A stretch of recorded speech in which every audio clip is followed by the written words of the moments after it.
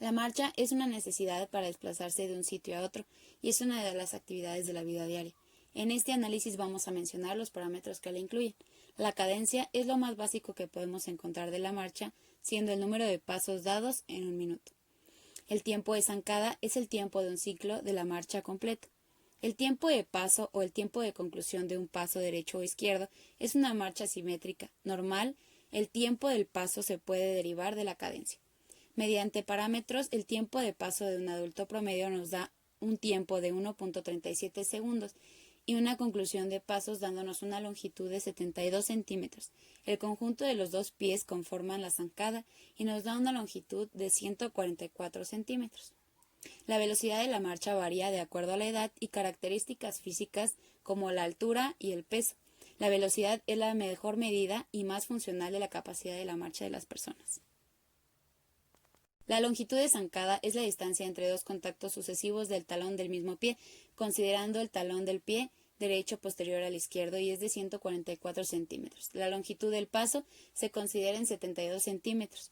El ancho del paso es la distancia transversal entre los centros de los talones derecho e izquierdo en los contactos podales sucesivos y suelen oscilar entre 7 y 9 centímetros. El ángulo del paso es el ángulo de la línea de la progresión del cuerpo y el eje longitudinal del pie, la apertura del pie y tiene unos 7 grados considerando normal. La fase de apoyo se representa en un 60% del ciclo de la marcha, considerándose desde el contacto del talón hasta el despegue de los dedos. La fase de oscilación es un 40% y es del despegue de los dedos hasta el próximo contacto del talón. El contacto inicial se considera el 0% del ciclo de la marcha, ya que ocurre el primer contacto con el suelo. El pie plano representa un 8% del ciclo de la marcha, considerándose el contacto total de la base del pie con el suelo.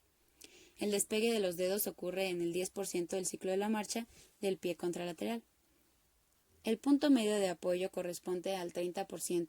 Este es el punto del peso del cuerpo que pasa directamente a la extremidad inferior en carga.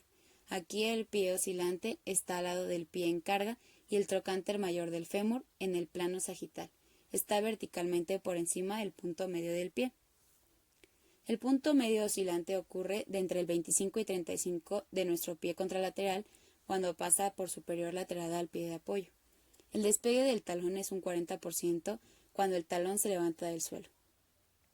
El contacto del talón representa un 50% del ciclo de la marcha contacto podal. El despegue de los dedos es el instante en el que los dedos del pie se levantan del suelo.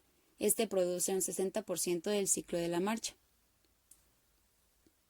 La oscilación inicial representa entre un 60 a 75% del despegue de los dedos y oscilación media. El punto medio de la fase de apoyo da un 80% en la marcha. El punto medio de oscilación representa de 75 a 85% del ciclo de la marcha, y esto ocurre cuando la pierna oscilante pasa por superior y lateral del pie de apoyo. Despegue del talón es un 90% cuando el talón del pie que está apoyando se despega del suelo.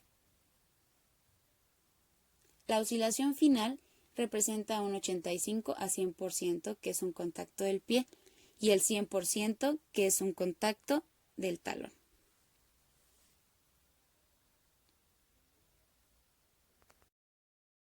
Los pies tienen que estar dentro de la base de sustentación. El centro de masa del cuerpo se ubica por delante del S2 y su movimiento se visualiza mejor siguiendo el desplazamiento de la cabeza o el tronco. Existen dos patrones sinusoidales de movimiento del centro de masa y vamos a hablar del desplazamiento vertical. Si miramos una persona de perfil, apreciamos que la altura mínima del centro de masa se da en un punto medio de ambos periodos de apoyo bipodal, mientras que la altura máxima se produce en el apoyo de punto medio de periodos de apoyo monopodal. El 5% del ciclo del centro de masa está en neutro, sin desplazamiento. El 30% del desplazamiento ocurre 2 centímetros a la izquierda. El 55% del centro de masa es neutro. Y el 80% del desplazamiento es 2 centímetros a la derecha. Este desplazamiento nos da un promedio de 5 centímetros.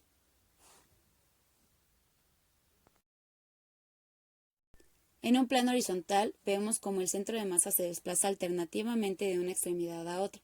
La posición máxima del centro de masa a la derecha se produce en un punto medio de la fase de apoyo, sobre la extremidad inferior derecha y viceversa. Un desplazamiento medial-lateral se produce durante la marcha normal.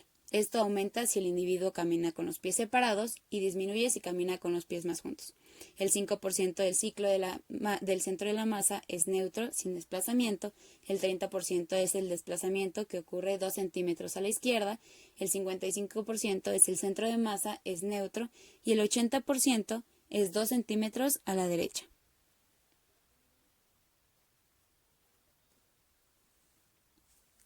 Esto hace que un desplazamiento sea de 4 a 5 centímetros.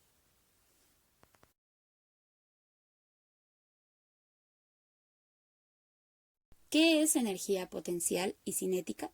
La energía cinética del cuerpo es una función directa de su velocidad. Se alcanza la energía cinética mínima durante el punto medio de apoyo y la máxima durante el apoyo bipodal. La energía potencial es una función de la masa del cuerpo en el campo gravitacional que actúa sobre el cuerpo y el centro de masa del cuerpo.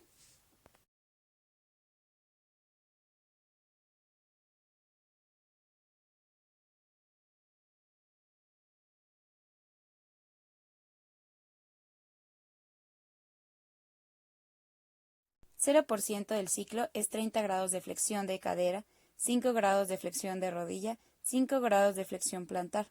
El glúteo mayor interviene en la extensión de cadera del 0 al 30%. Inclinación anterior de la pelvis. Flexión de cadera disminuye, 20 grados de flexión de rodilla, aumenta la flexión plantar, isquiotibiales ayudan al glúteo medio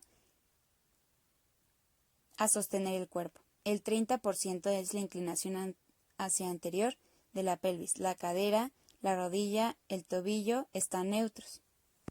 40% la pelvis permanece hacia anterior.